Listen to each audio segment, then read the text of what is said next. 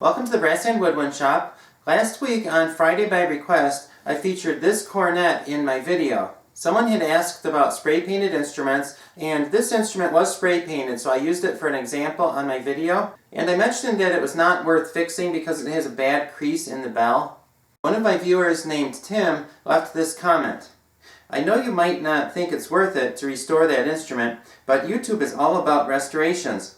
If you take that from a $10 piece of garbage to a shiny, well-playing horn, I think you will see a rise in interest in your videos. Any kind of instrument overhaul would be cool to see.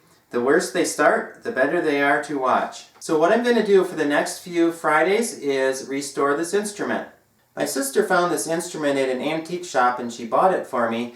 This cornet was made by York in Grand Rapids, Michigan, probably around 1905. I'm originally from Grand Rapids, Michigan, where the York Company was, and it went out of business about 70 years ago. I knew an older gentleman who used to work at the York factory many years ago, and he made trombone slides.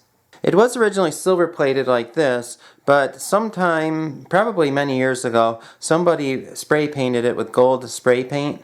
And it has some pretty engraving on the bell, and it's probably hard to see in the video, but this part here, the direct decorative part, was gold plated, and the gold is somewhat worn down over the years, so it looks a little more silver than gold. The engraving on the bell says, "Perfect Tune, made by, I believe it's J.N. York and Sons, Grand Rapids, Michigan." The bell on this instrument has the bow that's curved, and then it goes down and comes back up, and that's called a shepherd's crook bell.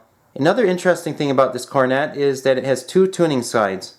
This tuning slide is the one that's used for tuning the instrument. The smaller slide was used to put it into low pitch. And the way that worked is there used to be a bar, it is gone now on this instrument, but it had a threaded end and it had some nuts on it. And what would happen is you'd pull it out to where the nuts would stop on this brace right here, and then that would be in the low pitch.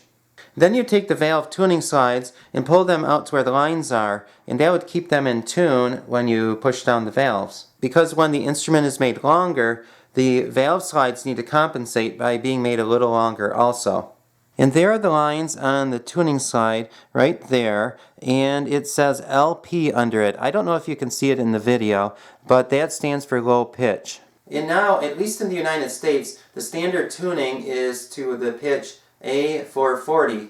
The 440 is vibrations per second, but when this cornet was made, they did not have a standard tuning, and some bands tune to the low pitch. Another thing that's very common on old trumpets and cornets is that you could change them from the key of B flat to the key of A, and you do that by pulling out the slide, and it was a similar mechanism to this one, but you'd pull the slide out a little farther to get it into the key of A rather than to get it into the low pitch.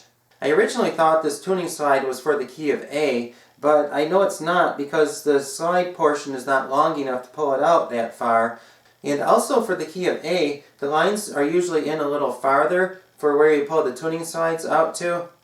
And what gave it away is the LP engraved on the tuning slide rather than A.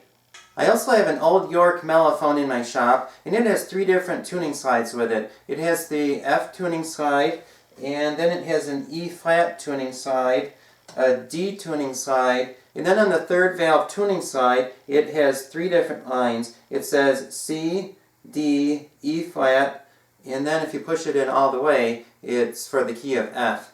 So I believe that the C tuning slide is missing.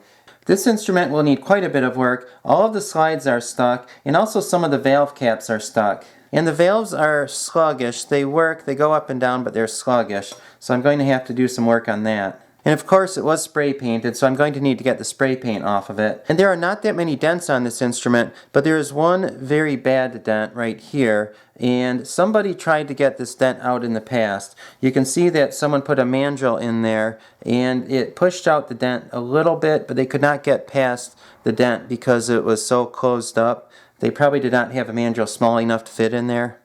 And also from being bent, there are some cracks in the tubing.